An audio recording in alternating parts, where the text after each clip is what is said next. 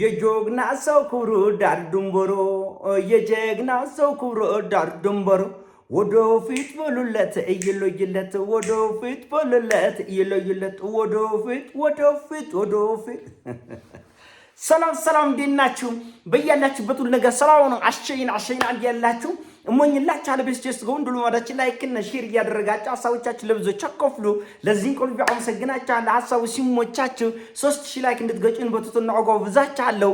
ዛሬ ሚዛናችን ይዘላችሁ መጣነው ሰበር ዜና በኢራንና በአሜሪካ መካከል ሌሊቱን ሲደረግ ያደረውን እጅግ በጣም ሰቅጣጭ ጦርነት ነው። እንግዲህ ሌሊቱን አሜሪካና ኢራን እሳት ነው ሲወራወሩ ያደሩት። በአሜሪካ በኩል የኢራንን የራዳር ጣቢያዎች፣ የሚሳኤል ማከማቻዎች፣ የድሮን ማከማቻዎች፣ የስለላና የቁጥጥር ማዕከሎች፣ ወታደራዊ ጥብቅ ወታደራዊ ግዛቶች በሙሉ በከፍተኛ ሁኔታ በአሜሪካ የጦር ጀቶች ስትደበደብ ነው ያደረችው። ለዚህ ምላሽ ይሆን ዘንድ ደግሞ ኢራን የአሜሪካን የጦር መርከቦችን፣ የባህር ኃይል ማዘዣዎችን፣ ከፍተኛና ሚስጥራዊ የሆኑ የአሜሪካ የጦር ቤዞችን ሌሊቱን ስትነርት ነው ያደረችው። ስትቀጠቅጥ እንደ እባብ ጭንቅላቱ ስታፈርስ ነው ያደረችው። ኢራን እንደውም የስምምነቱን ወረቀት ቀዳድጄ ጥለዋለሁ፣ አንዲት ቦምብ ከዚህ በኋላ ወደ ኢራን ላኩና ከዚህ በኋላ ቀዳድጄ ጥለዋለሁ ብለዋል። የአሜሪካው ፕሬዚዳንት ዶናልድ ጄ ትራምፕ ደግሞ እኔ እንደውም ከምድረ ገጽ ኢራንን አጠፋታለሁ፣ ኢራን የሚባለው ስም ከምድር ላይ እንዲረሳ አድርጋለሁ፣ ወደ ፍርስራሽነት፣ ወደ ባዶ፣ ወደ ሜዳነት እንደ ጋዛ ነው ማደርጋት ነው። ኢራን ደግሞ ሙቼ ነው ቆሜ ነው። ኢራን 40 ዓመት ሙሉ የኒኩለር ጦር መሳሪያ ሊያዝ የምትለው ለዚህ ነው። ሴራቸው፣ ተንኮላቸው ህዝብን ካላጠፉ፣ አገር ካላወደሙ፣ እንቅልፍ የማይወስዳቸው አረመኔ መሪዎች፣ አረመኔ ገዢዎች፣ ፋሺስቶች ስላሉ ነው። የኒኩለር ጦር መሳሪያ ያስፈልገኛል ብላ በዚህ ሁሉ ማዕቀብ ውስጥ የኒኩለር መሳሪያ ጦር መሳሪያ ለመያዝ የጣረችው ለዚህ ነው። ምህረት ስለሌላቸውን የኒኩለር ጦር መሳሪያ የያዘችውን ህንድ ማንም ቀና ብሎ አያይም። ፓኪስታንን ማንም ቀና ብሎ አያይም። ራሽያን ማንም ቀና ብሎ አያይም። ቻይናን ማንም ቀና ብሎ አያይም። የሌላቸው አገሮች ሊቢያን ተመልከት፣ ወደ ፍርስራሽነት ወደ መቃብር ቦታ ተቀይራለች። ሶሪያ ወደ መቃብር ቦታ ተቀይራለች። የመን ወደ መቃብር ቦታ ተቀይራለች። አፍጋኒስታን ወደ መቃብር ቦታ ተቀይራለች።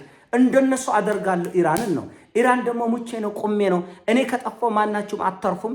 የአሜሪካን አከርካሪነት ሰብራለሁ፣ አከርካሪዋን ወገቡ ዛላን ሰብሬ ጥላለሁ ነው። ራሽያ 5600 የኒኩለር መሳሪያ ይዛ ቁጭ ያለችው ማንነታቸውን ስለምታውቅ እንጂ 5000 ቆርቶ 500ም አይፈጅም ለማጥፋት። 500 የኒኩለር ጦር መሳሪያ በጣም አደገኛ ነገር ነው። እንኳን 5000 ዓለምን 10 ዙር ማጥፋት የሚችል 10 እንደ ምድር ያለ 10 ፕላኔት ቢኖር ራሽያ የያዘችው መሳሪያ 10ም 20ም 30ም ፕላኔት ያጠፋል። ገና አሁንም ሌላም እያመረተ ነው ራሽያ ነች። ለምን? ጠላቶቻቸው ምን ያክል ጨካኝ እንደሆኑ። ራሽያ ህዝብ እኮ በሁለተኛ ዓለም ጦርነት እኮ ከ20 ሚሊዮን በላይ የራሽያ ህዝብ ሬሳው እንደ ቄጤማ ተጎዝጉዞ ምድርትን የሞላበት እኮ ነው በሁለተኛ ዓለም ጦርነት። ከዛ ጦርነት ወጥተው ዛሬ ራሽያኖቹ ምህረት የሌላቸው እጅግ በጣም ጥንቁቅና አደገኛ ህዝቦች ሆነዋል። እና ትራምፕ ወጥቶ እኔ ኢራንን ከምድረ ገጽ ሰርዛለሁ፣ እነሱ እጃቸው በሱ ጨብጧል። ልፍስፍስ ላለፉት 120 ቀን ሙሉ ሲያለቅስ ነው የከረመ። ተሸናፊዎች ናቸው። ውርደታቸውን እንደ ሐሞት የመረረ ውርደት ውጦ ለመግባት አልፈቀዱም። ምን ታመጣለህ? ተቀጠቀጣለህ። ገና አሁን ትቀጠቀጣለህ። ነዳጅ ይጠፋል። ያው እኛ ሀገር ግርግር ይጀምራል። አፍሪካ ነጋዴ በሙሉ አፍሪካ ያለው ፖለቲካ የምታውቁት ነገር ነው። ቱርምስ ይጀምራሉ። እቃው ሸቀጣሸቀጥ ሰማይ ይወጣል። እንኳን እኛ ገና አውሮፓ እንዲንቀጠቀጣል ይገባሉ። ሰሜን ኮሪያ ትገባል። እስቲ አንድ አውሮፓ አገር እንደው ልብ ኖሮት አይታቸዋል። ጣሊያን ባለፈው ጦርነት በድብቅ ነው ልክ እንደ ሌባ ከዚህ ጋር ተነሽና ኢራንን ደብድቤ 500 የጦር ጀቶች ከጣሊያን ተነስተው ኢራንን ደብድቧል። የኢራንን መውደም መጥፋት ከምድረገጽ መሰረዝ ሁሉም በጉጉት እየጠበቀ ነው።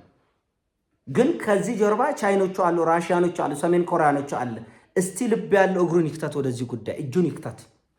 ታያላችሁ። አሁን ከ3 ቀን በኋላ ወደ ድርድር ደረሰን። 2 ቀን 3 ቀን አበዛሁት። እኔ ደግሞ ይሄው ወደ ስምምነት ልንመለስ ነው። ፓኪስታን ለመነችኝ፣ አረቡ ለመነኝ ይላል። እየተንቀጠቀጠ መውገር ነው። ጅቡቲንም መውገር ነው። ሶማሊላንድ መውገር ነው። ያስፈልጋል መውገር። ቀጠናውን አንድ ጊዜ በጥፍር እንዲቆም ማድረግ ነው። እቺ ጦርነት እስቲ 2 ቀን ትቀጥል። ከዛ በኋላ ታያለ። ከዛ በኋላ እንዲሁ ምን አለው በለኝ። እኔ የተናገርኳት ትጠብቃለች። እኛ እኮ በኢትዮጵያ ምድር ላይ የምትደረገውን እያንዳንዱ ፖለቲካ እንደ ትንቢት ነው የምነግርህ። እንኳን በዓለም ያለውን እንኳን በኢትዮጵያ ያለውን በዓለም ያለውን እንደ ትንቢት ነው የምነግርህ።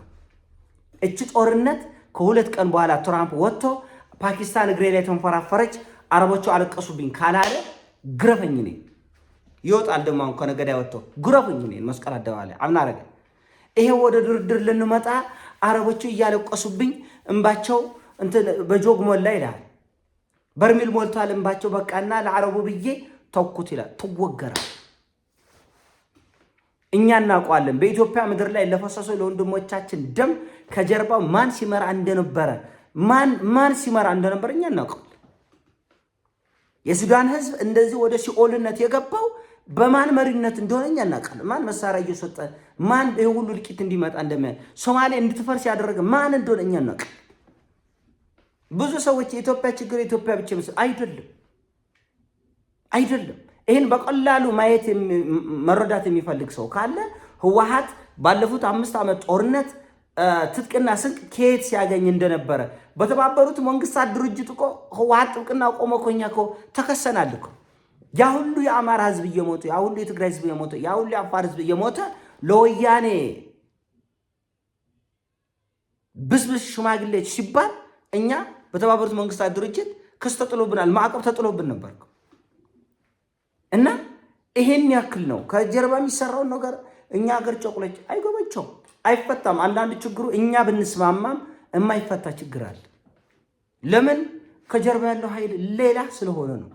እና አሁን ኢራኖቹ አይቆጡ ቁጣት የአሜሪካን ባህር ኃይል ቀጥተዋል። በነገራችን ላይ አሁን ኢራኖቹ የሚመቱት ታርጌት ተቆጥሮ ሚሳኤል ተነጣጥሮ ሎኬሽን ተሰጥቶት ለሚሳኤሉ ሎኬሽን ተሰጥቶት የተቀመጠ ብዙ ሰዎች የናቁ ሎኬሽን ተሰጥቶት የት ቦታ እንደሚመታ ቻይኖቹ 1 2 3 4 5 6 እቺ ነው የምትመታ ኢራንዬ።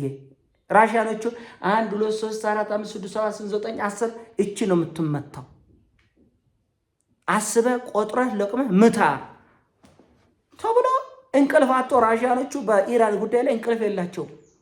ቻይኖቹ እንቅልፍ የላቸውም። ለምን? የነሱ ጦርነት በቅናሽ ዋጋ በጣም በቅናሽ በርካሽ በታላቅ ቅናሽ እየተዋጋች ያለችው ኢራን ነች። አሁን ይሄ ፕሮክሲ ዋር ብዙ ሰዎች ለሰው ተብሎ የሚደረግ ነው። ፕሮክሲ ዋር እጅግ በጣም ለሌላኛው አካል ፕሮክሲ ዋር ለሚደግፈው አካል እጅግ በጣም ውጤታማ የሆነ በቀላሉ አንተ ሳትሞት በአንተ መሬት ላይ ኮብልስቶን ሳይወረወር በአጋዦችህ ደምና አጥንት ላይ የምታመጣው ወርቃማ ውጤት ፕሮክሲ ዋር።